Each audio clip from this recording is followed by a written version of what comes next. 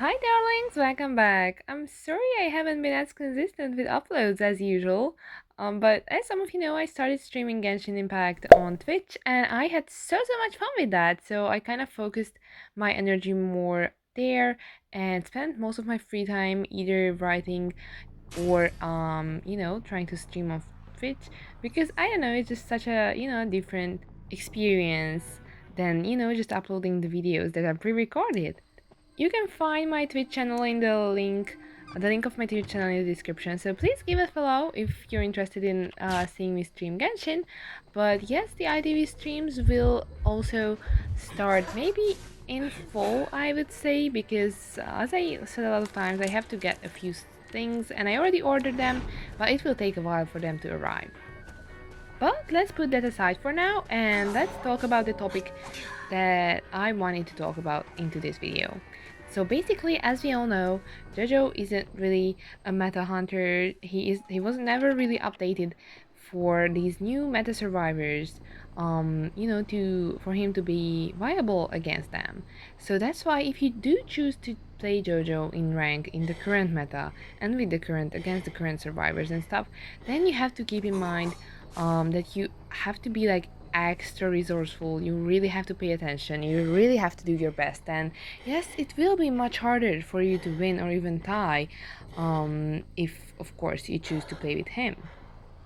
Of course, there are lucky matches and random terror shocks and such, but still, you can't just, be glad for the terror shock. As you just see me in the background, I did go there and hit the lucky guy's mirror because I needed full presence. The point being, you can't really sit back and just, enjoy playing even for a second. You really just have to pay attention. You have to be there with your mind, with your thoughts, like 100% of the time. You can't just, I don't know, like let your thoughts go run free because that's the only way you can still be successful in against like teams who actually know how to play and teams who are actually a challenge. And believe it or not, that's not always easy. Literally one thing is enough. Like if I decided I was content with having the acrobat down, I could have just shared them and did the same as now, but without my second skill. So of course you just have to keep every possibility in your mind. You have to like try to, I don't know, recall where you saw the survivors, where the mirrors are, like at all times. So this playing JoJo today requires a lot of brain power, and of course it can be still luck based because yes, you maybe find the mirror, the survivor still may be here or not. So it's kind of a gamble as always, but if you try to like be there full time, then it will help you a lot. Also this, that I did not choose to chase the psychologist because Joseph is still not a chase hunter. I just can't, point it out enough. Because yes, you have photo of it. Use photo of it. Share everyone in photo of it, especially when there is no one around to save psychologist.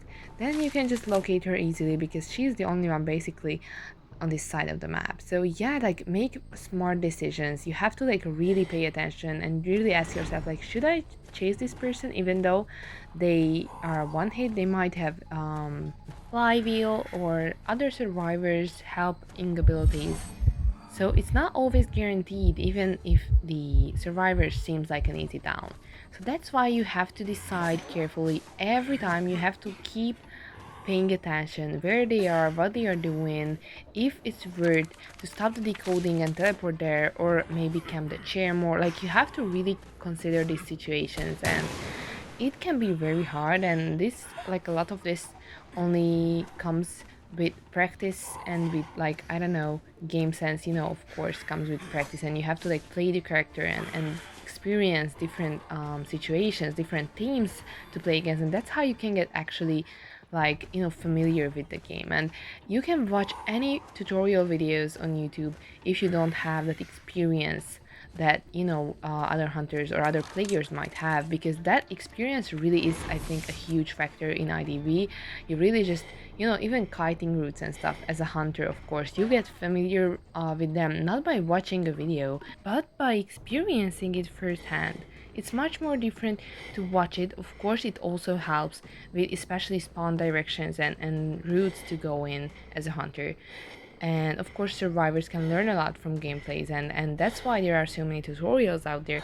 But if you really want to get that, like, game sense, then you have to actually play the game and get that, like, experience you actually need. Because I don't know, I really did notice that experience helps, and that's something that never goes away. Like for me, I no matter how long of a break I take, I can just still play JoJo mostly the same as I did before a break. So I feel like if you already have the game sense, if you already have the base, and you already kind of get the grasp of the game, you have like everything it takes then to stay strong with basically any hunter. But of course, as I said, there will be hunters who are much more difficult to win against and come out on top with, as for example opera singer. Like her matches as a hunter seem much more effortless than if you look at a hunter from the B tiers, for example.